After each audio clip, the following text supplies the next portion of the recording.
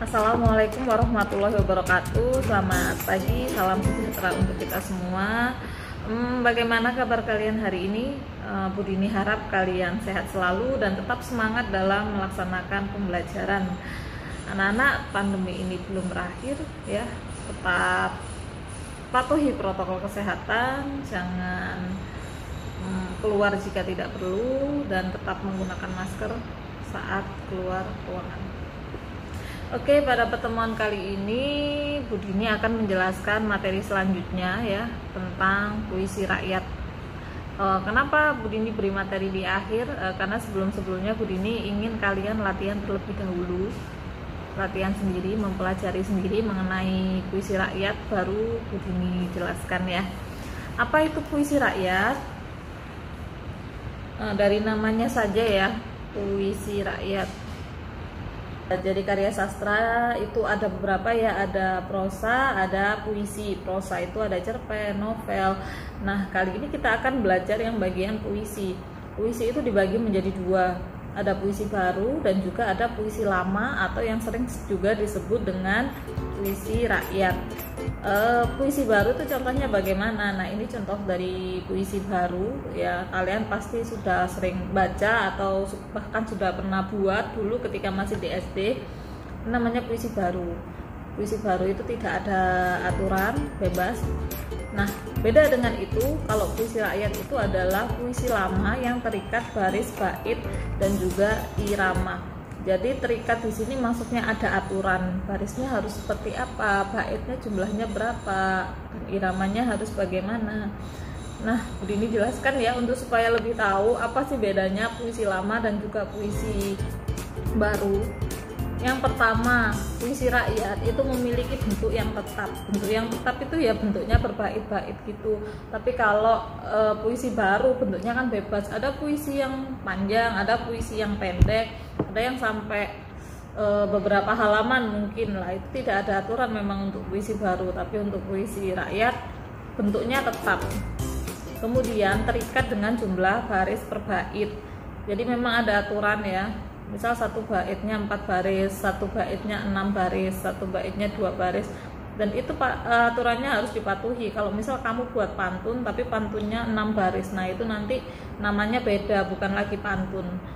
Kemudian ciri yang selanjutnya yaitu memiliki pengulangan bunyi di akhir yang disebut juga rima. Jadi bunyi yang di akhir itu, misal jalan-jalan ke Surabaya ya, rimanya apa di situ? Oh, rimanya di situ ya atau a, bunyi a, itu namanya rima. Kemudian per barisnya itu juga punya jumlah, ada aturan jumlah kata per barisnya itu berapa. Tidak boleh terlalu sedikit, tidak boleh terlalu banyak juga. Nanti masing-masing dari puisi rakyat itu ada aturannya. Lah, Bu Dini dari tadi nyebut puisi rakyat. Puisi rakyat itu apa sih? Nah, tadi kan pengertiannya puisi yang terikat baris, bait, dan juga irama. Lah, jenisnya apa saja? Ini mungkin yang sering kalian tahu, ada gurindam, ada syair, dan juga ada pantun. Tapi selain ini ada banyak, ada juga taligun, ada juga mantra, ada juga karmina. Lah, ini termasuk ke dalam puisi rakyat. Tapi fokus kita yang kita pelajari pada semester ini itu fokus belajarnya ke gurindam, pantun, dan juga syair. Tapi nanti Bu Dini kenalkan juga ya, mungkin dengan karmina, dengan taligun, supaya kalian juga tahu. Oke anak-anak, kali ini kita akan belajar tentang gurindam terlebih dahulu. Mungkin ada yang sudah kenal, buat yang belum tahu tentang gurindam, Bu Dini kasih tahu. Gurindam itu asalnya dari India.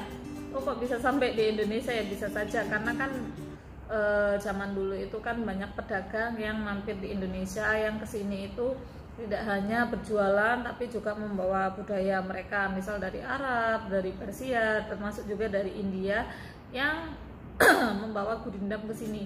Asal katanya dari kata girindam, kirindam, yang artinya mula-mula atau perumpamaan. Gurindam ini syarat dengan nilai moral dan juga agama ya. Isinya itu rata-rata berupa nasihat, nasihat tentang moral, tentang agama. Karena nasihatnya tentang moral dan agama, gurindam itu sering dijadikan sebagai norma-norma kehidupan. Jadi kayak petuah dalam hidup.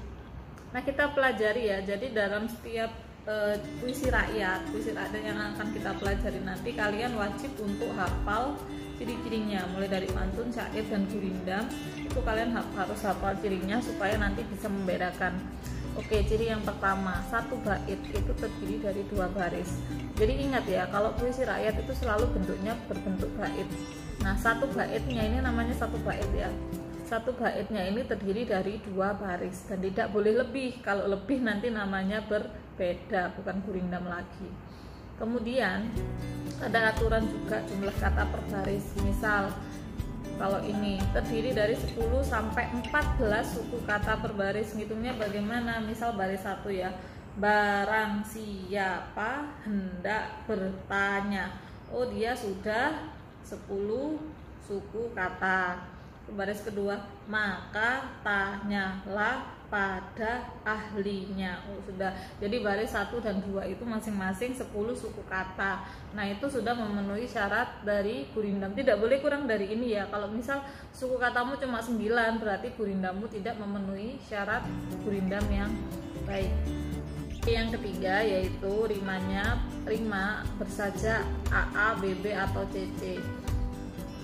Rima itu mana sih? Bunyi akhir yang di belakang ini loh, ini namanya rima. Lah ini yang ditunjuk ini rimanya AA. Misal yang nomor 1 ya, rimanya AA. Barang siapa hendak bertanya, maka tanyalah pada ahlinya. Baris yang kedua, barang siapa hendak mencari ilmu, maka carilah pada guru. Jadi baris 1 dan 2 itu rimanya sama, bunyi akhirnya sama. Selanjutnya, ciri yang keempat, baris pertama berisi soal atau perjanjian, baris kedua jawaban atau akibat dari masalah dari perjanjian di baris pertama. Silakan dibaca sendiri ya isinya. Jika kena penyakit pikir, sanak saudara akan menyingkir. Nah ini ada masalah, jadi yang di bawahnya ini adalah akibat dari masalahnya. Selanjutnya, ciri yang kelima, isi gurindam biasanya berupa nasihat, filosofi hidup, kata-kata mutiara, dan lain sebagainya. Dari contoh-contoh yang Budini beri tadi itu kan kalian bisa lihat sendiri bahwa isi dari gurindam itu isinya berupa nasihat. Nah sekarang Budini kenalkan, ada namanya gurindam yang sangat termasyhur, yaitu namanya gurindam 12 yang dibuat oleh Raja Ali Haji. Kenapa namanya gurindam 12? Di sini ada 12 pasal. Ya, ada pasal 1, pasal 2, pasal 3, pasal 4 sampai pasal 12.